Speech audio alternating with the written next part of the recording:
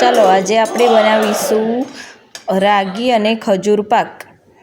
સૌ પ્રથમ રોસ્ટ કરી દઈશું ડ્રાયફ્રૂટ, ત્યારબાદ ઘી નાખીશું અને ક્રશ કરેલો રાગીનો પાવડર અંદર એડ કરીશું।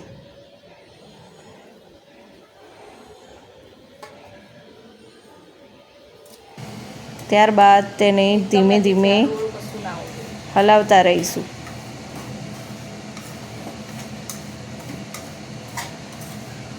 ઘીમાં બરાબર રાગીનો લોટ શેકાઈ જાય ત્યારબાદ ખજૂરને પણ ઘીમાં શેકીશું।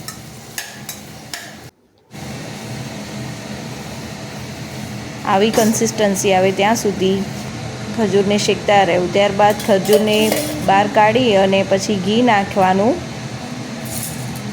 ઘીની અંદર આખો ગુંદર નાખી એને સાંતળી લેવું। ગુંદર ફૂલે ત્યાં સુધી એને સાંતળવા દેવું।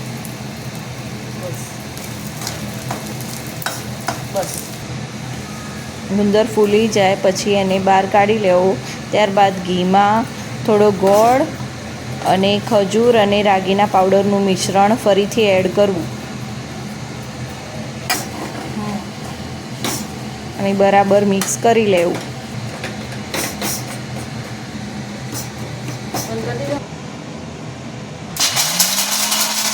ટેસ્ટ મુજબ તમે ડ્રાયફ્રૂટ્સ નાખી શકો।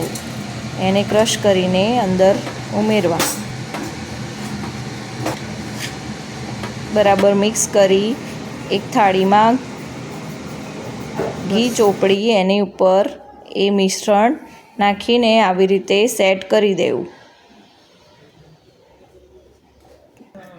ત્યારબાદ તેની ઉપર તળેલો ગુંદર નાખી વાટકી વડે પ્રેસ કરી લેવું જેથી ગુંદરના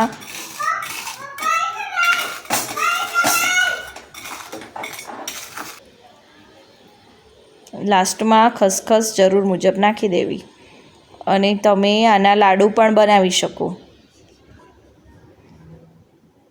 થેન્ક યુ।